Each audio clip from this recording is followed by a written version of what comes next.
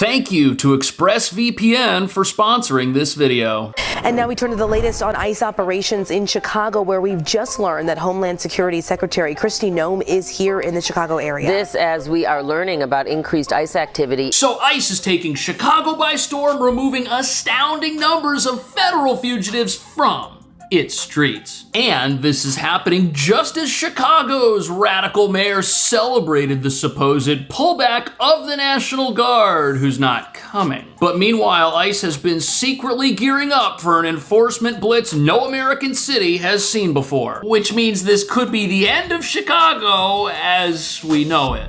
Leaders tell us dozens of people were detained in West Chicago with arrests happening at a grocery store and outside of an apartment complex. A video posted to a West Chicago Facebook group shows federal immigration agents pulling a driver from a car. Crowds took over the Loop downtown overnight, and on the south side it was a street takeover. This is video from 26th and Western. A large crowd got together there waving large Mexican flags. You can see and hear the group blocking traffic, doing burnouts.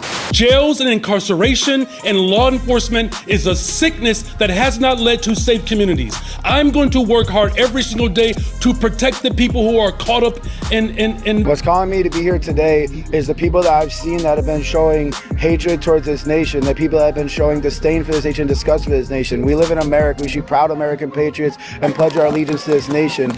Stay in your cars. This is my city. That's right. Out of your houses, everyone. Do not come out. Brian, when I see this, I think she really needs to see someone. She may need some help.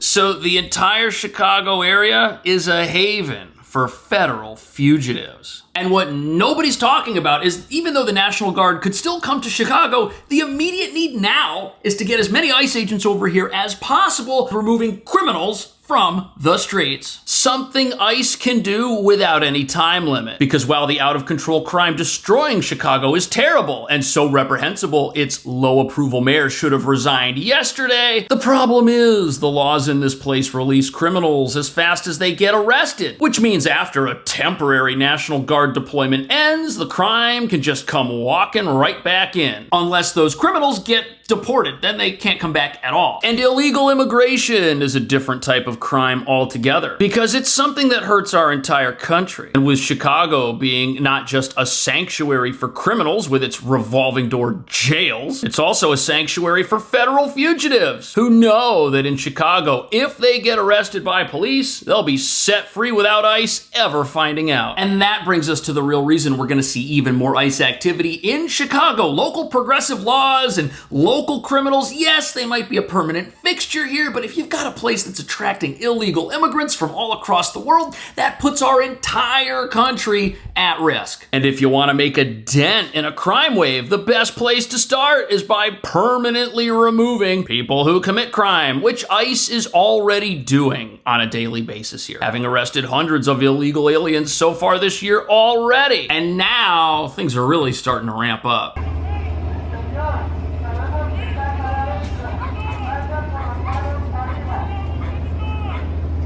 So that apartment complex is now safer, that federal fugitives are not living there. But the entire city of Chicago is like this. Criminals are everywhere. And predictably, the party of political violence is very upset about this.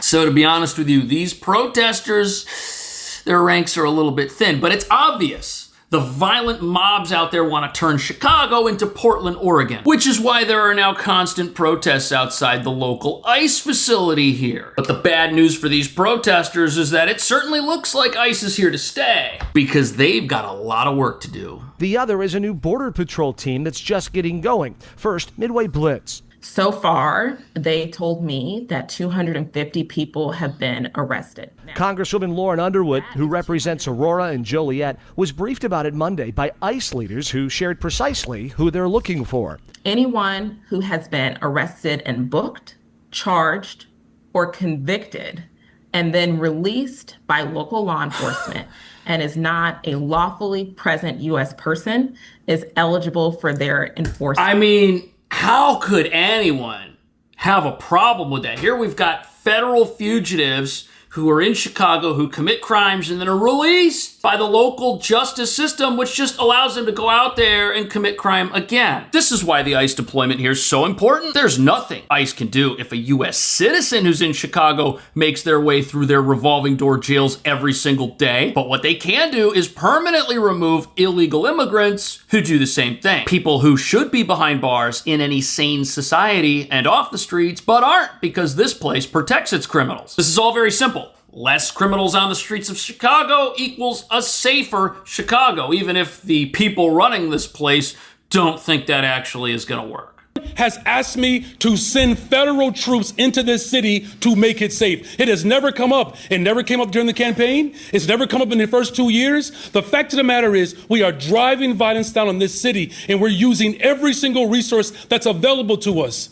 Jails and incarceration and law enforcement is a sickness that has not led to safe communities. What a ridiculous statement. We're using every resource available to us to drive down violence and crime, except for jails and police. Is it any wonder why this place has a massive crime problem? You got to build a jail and you got to fill that jail up. That's what you got to do. And what's even more ridiculous is that the mayor here is acting outraged that nobody went to him and asked for permission to deploy the National Guard, as if he would be in favor of deploying heavily armed troops to scare away criminals. That's probably why no one asked him. They knew what the answer would be. But crime here's through the roof. Everyone knows it. The law-abiding are afraid of it. But here Chicago is saying that they're going to clean up the streets, but they're not going to arrest anybody. They're not going to put anybody in jails. How exactly is that going to work? It's not working. It's not.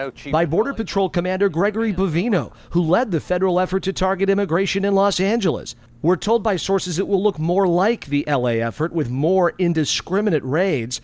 Bovino's team has a history of targeting Home Depots and car washes. Of note, neither of these efforts are using the National Guard, as they have not been mobilized in Illinois.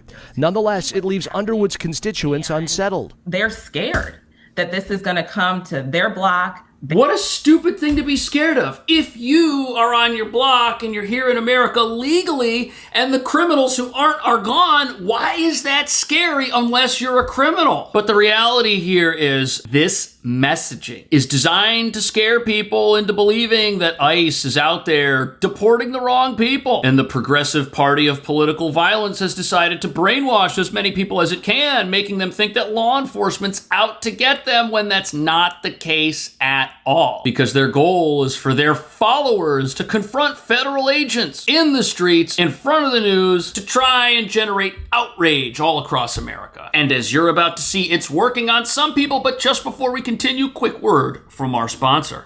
The stories we're going over today reveal that sadly, the world we live in is full of crime. So full, in fact, that we're not even safe on the internet. Which is why I'm thrilled to tell you about today's video sponsor, ExpressVPN. Because online security starts with a VPN, which allows you to safely and privately access the web on any device you own by encrypting and rerouting your connection through secure servers, which protects you from people who might try to steal your banking login information, or from those who'd steal your identity and commit financial fraud in your name. And with so many unmonitored, unsafe places like random coffee shops and even the New York City subway offering free Wi-Fi, if you're like me, you'll definitely want a VPN to protect yourself from scumbags trying to steal your internet traffic, especially when you're trying to have a little peace of mind and relax on that rare vacation. But the best part is that a single ExpressVPN subscription works simultaneously on up to 14 devices and protects your entire household. Take your phone right here, turn on the camera, use it to scan this QR code right here, or visit expressvpn.com/cash and you'll get 4 months free of ExpressVPN. You can scan the QR code, you can follow this link right here. It's also going to be in the video description. Now, let's get back to the video. You're watching federal agents pull out weapons at 9:30 Tuesday morning. They boxed in this landscaping truck just as the father and two sons exited the 7-Eleven at Ballard and Powder Roads. Yet when Rigoberto Ruiz, seen here, left the store, the surveillance shows ICE agents moved in. The video shows one agent came from in front of the truck and went to the passenger side where Edgar was. We cannot see what happened from this angle. We do see the truck reversing as more agents moved in. That's when you see Edgar at the top of your screen run across the... Okay, this right here is what lying to people does. It creates dangerous situations like this where you have people in a moving vehicle using that vehicle in a manner that is dangerous to the general public, the fugitive who is being sought by ICE, and the agents themselves. Everyone is at risk because of this guy in the red right here and his foolish behavior, which elected leaders have convinced people is what they should believe and how they should act. People in sanctuary cities in particular have been taught that they need to rise up and put everyone in danger for absolutely no reason, to stop something that's not actually happening. ICE isn't after them. Busy road. ICE agents followed. The second brother ran down the block at the right of your screen. Yet the father, who is undocumented and has lived in the United States for 30 years, did not run. The Latino community as a whole under attack. And that means even if you're a U.S. citizen, you know, like, you got to carry your passport. So this is crazy. Here we've got an activist saying the community's under attack, but we've got two U.S. citizens who we know ICE is not after. And then we've got the father who's been here for 30 years and for some reason is still here illegally running a business. But you know something? At least the father didn't run. He's smarter than his sons who ran away for no reason and abandoned their father. The agent originally came to the door. The agent tried holding the door closed, preventing Edgar from opening it. Edgar says at that time he and his family had no idea who was at the vehicle. That's when he told everyone in the truck to run for their lives. And despite being a U.S. citizen, he says they ran out of fear. And those are the concerns the Latino leadership... See, that's where we bring in the brainwashing part of this whole thing, because he ran out of fear. What's he afraid of? ICE has never deported an American citizen. Hasn't happened. Everybody who the news says was wrongly deported always turns out to be a gang member or a fugitive or somebody with a rap sheet so heinous nobody would want to be in their near vicinity, that's for sure. And the reason you see these folks lined up at this press event is so that they can continue telling everyone how scared they are and how communities are on edge and how they're being disrupted and how U.S. citizens are somehow in danger, when all they had to do was sit in the car and not abandon their father and he would have peacefully been taken into custody and everybody would have at least had a calm resolution to a situation that's been going on for 30 years, apparently, with the dad being here and not being legal. Stay in your cars! This is my city, that's right! Look at this woman. Take off your mask! Take off your mask! What? This is crazy. Inside of your houses, everyone do not come out! Look at this person. She's in tears. Take off your mask. Oh, she's a senator. Like they're gang members.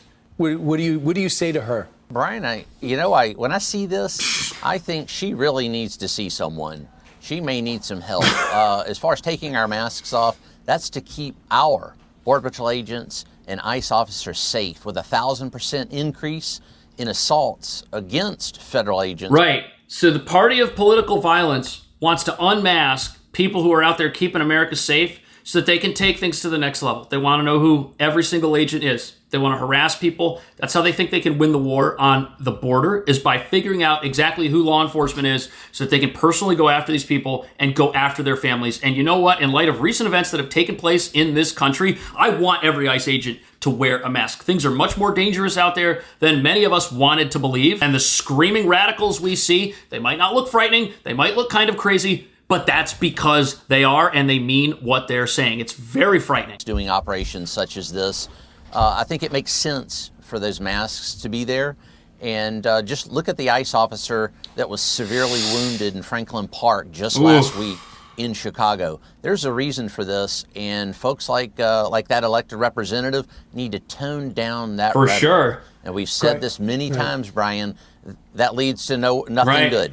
We know this. I don't know what he thinks he's doing, I guess, running for president. If Pritzker called you, would you take the call? Or should you call him and just tell him what you're doing? I wouldn't talk to the governor of Illinois or the mayor about anything until 2 weeks after it's happened, because you know what? Those guys, they hate ICE. They hate law enforcement. What we know is that Gregory Bovino, who seems to be in charge of the operations here, has a history of acting in ways that are quite violent against people, many of whom are not criminals. They are grabbing people who have brown skin, or who speak with an accent, or who speak another language. The governor's not going to cooperate.